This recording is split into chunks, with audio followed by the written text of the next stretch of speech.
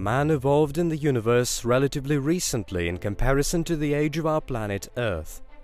Throughout its existence, our Earth has experienced a great number of natural disasters which noticeably affected the way it looks today. However, it is the infall of meteorites that can be singled out as the cause of the most dramatic changes, and the number of these bodies that have hit the planet's surface is quite uncountable. Imagine finding out that a giant asteroid was on a collision course with our planet. What consequences do you think this would lead to? And what about the place where the largest ever meteorite struck the Earth? What does this place look like today? Cosmo. The first in outer space. First of all, let's dwell upon the terms used in science to refer to such astronomical bodies. The term asteroid was coined at the beginning of the 19th century. It was used to refer to star-like dots that can be seen through a telescope and which differed from planets by their appearance of disks. That was the reason why asteroids used to be classified in the same category as small planets up until 2006, the defining parameter being their diameter, that had to measure not less than 30 meters. Celestial objects falling short of this size are called meteoroids. Astronomical bodies that eventually burn up in our atmosphere fall into the category of meteors, and those bodies that make it to the surface of our Earth or any other large object in space are referred to as meteorites. On impact, most of them have a mass ranging from several grams to dozens of tons.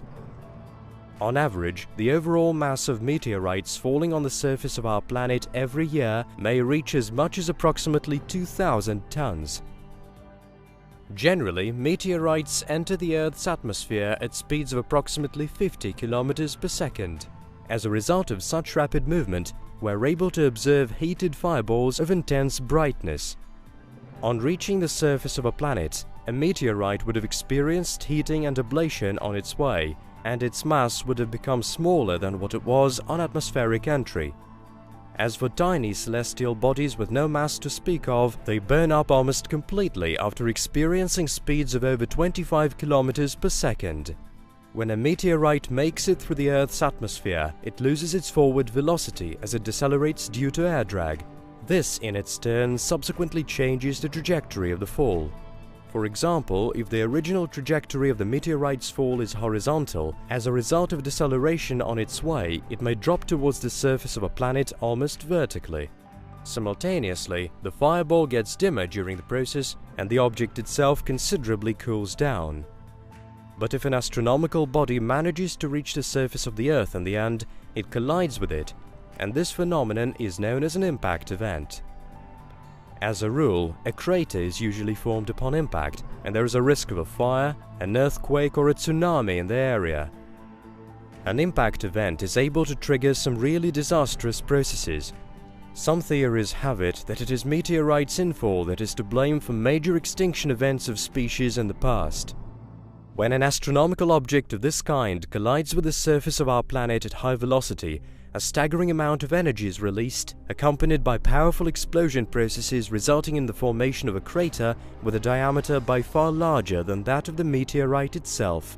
For example, the well-known crater in Arizona with a diameter of 1.2 kilometers was formed about 50,000 years ago when the surface was hit by a 50-meter astronomical body with a mass of approximately 300,000 tons.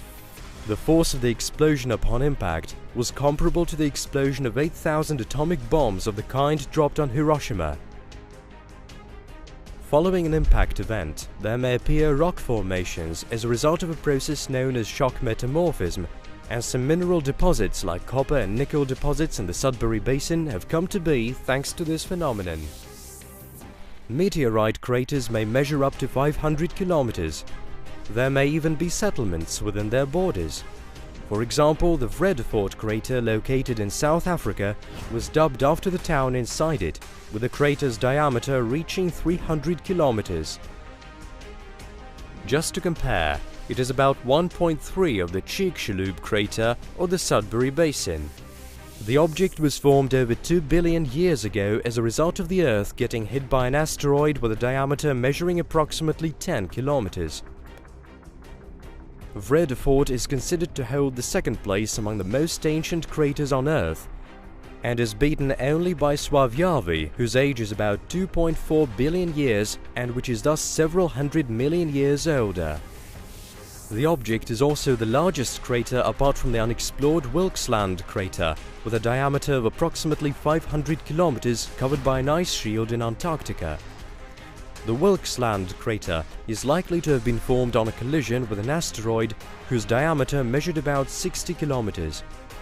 At first, scientists were unable to determine the date of its formation, but recent studies revealed that the crater's age is approximately 250 million years. It is highly likely that this impact event caused the mass extinction in the Permian period.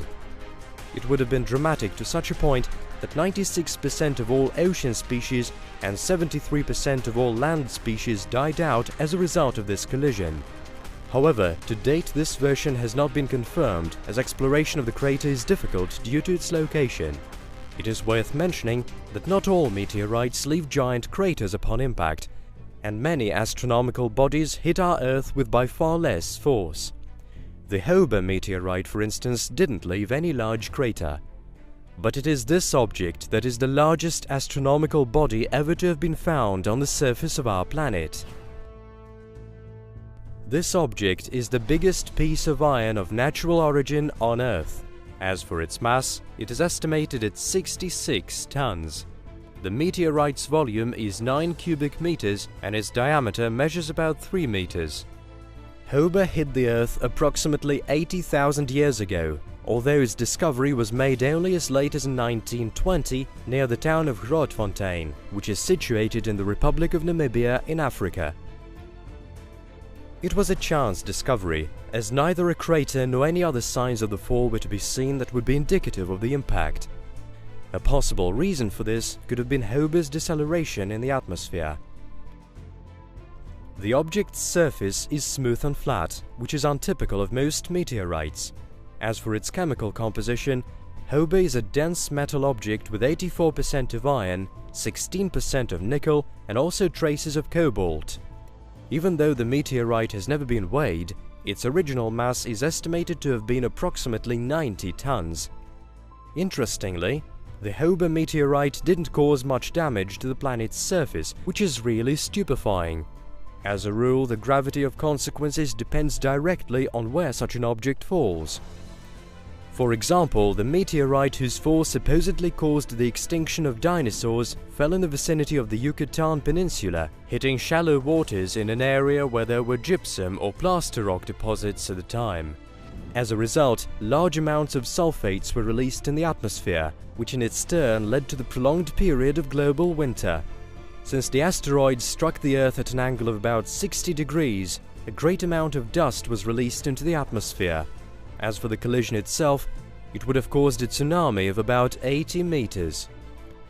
A high-temperature shockwave would have swept across the entire planet's surface, causing wildfires on its way, and particles of dust and soot floating in the air triggered a climate change when direct sun rays rebounded from the dust cloud, not reaching the surface of the planet. This cloud would have persisted for several years.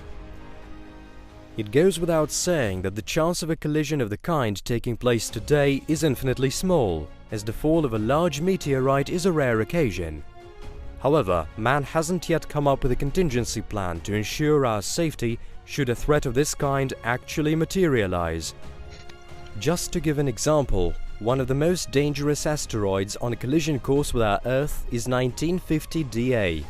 A small near-Earth object with the highest Palermo rating of the potential hazard of impact. The closest approach with the asteroid is going to take place in 2032, and the odds of its hitting the Earth in the year 2880 are estimated at 1 in 300 at the most. In this case, the human race is going to be affected by catastrophic calamities, such as a global climate change, with a significant part of the biosphere getting destroyed as a result. The diameter of 1950 DA is 1.3 kilometers, and its mass hasn't been estimated yet. The second most potentially dangerous celestial traveler is considered to be the Bennu asteroid, which is estimated to be just 300,000 kilometers away from our planet in the year 2135.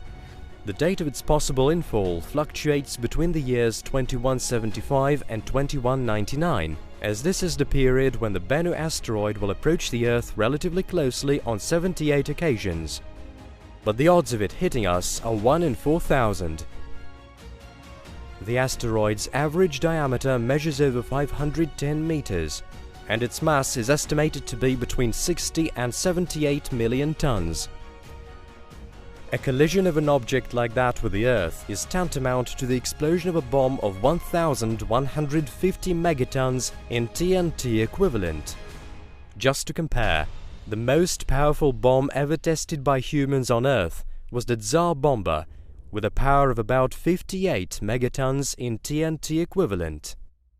It is quite likely that science will soon find a way of changing trajectories of potentially dangerous astronomical objects heading towards us from the infinite depths of outer space. But before it is made possible, we can only hope that no impact event of such devastating force will take place on our Earth for at least the next 1,000 years.